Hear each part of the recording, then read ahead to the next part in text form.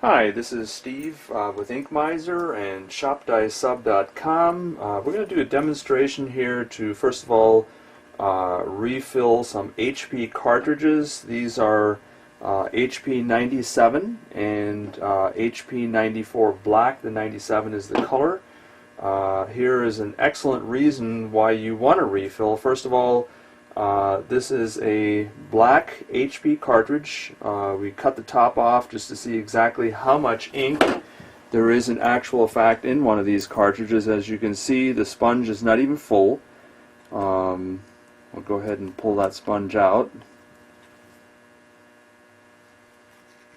And as you can see right here, how much ink in actual fact you're really getting when you purchase an HP OEM cartridge with your printer. You're probably getting less than half, not even the bottom on the one side had any ink in it. So this cartridge probably had somewhere in the area of maybe 1/3 of a cartridge filled with ink.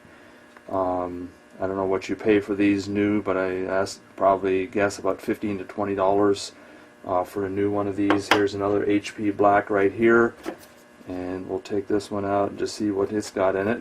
This one's got a little bit more. This one, they at least got it filled enough so that the whole bottom is saturated, and it's probably about 2/3 to 3/4 full. Again, not a full cartridge though, and these are a little bit more expensive. These probably run at least $20 for one of these. And then we have some color cartridges here. The magenta, close to full, but certainly not saturated right to the top like it should have been. And then we have the cyan, also close to full. And then the yellow. And the yellow was probably, I'd say, 3/4 or higher. But certainly none of them filled right to the top like they probably should be to give the consumer their maximum dollar value. And what I'm going to show you now is how to take these cartridges and fill them yourself. Average cost to fill a color cartridge is less than $1 per color. If you purchase our inks from ShopDieSub.com or from InkMiser.com, this is a $10 bottle.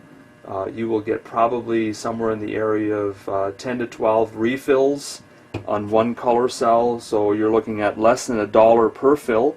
It's very simple to do if you're not sure where to establish the color of the cell, because obviously when the top is on you can't really tell where the colors are. It's very simple. All you do is you simply take the provided syringe, if you purchase the syringe kit and the inks, and just simply rub it back and forth on the top, and then you will actually be able to see there's a fill hole right there. There's another one right there, and there's another one right there. Now you won't be able to see this on camera, but certainly it will be visible to the human eye. When you depress this over the top, you can see the recession in the plastic. All you do then is, and I've already done it on this one here, is you simply sink the toothpick in and rotate the toothpick around a little bit, pull it out, and as you can see, that's the magenta,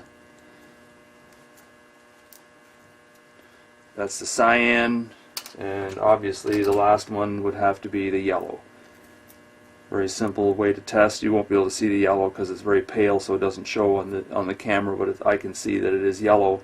And obviously if you know that one is cyan, one is magenta, the other one would have to be yellow. So all you will do then is, I'm going to take this syringe here that's already filled, you're going to insert this into the hole, rotate the blunt nose needle so that it goes all the way to the bottom. Don't just push on it.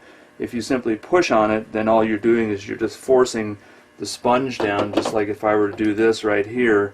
It actually, this one did sink in, but sometimes all you're doing is you're just forcing the sponge down rather than working the needle all the way into the bottom of the sponge. So we're just going to go ahead and take this, slide it in like that, and now this is a very, very old cartridge. Odds are it's not going to accept a lot of ink because the sponge is probably well plugged up.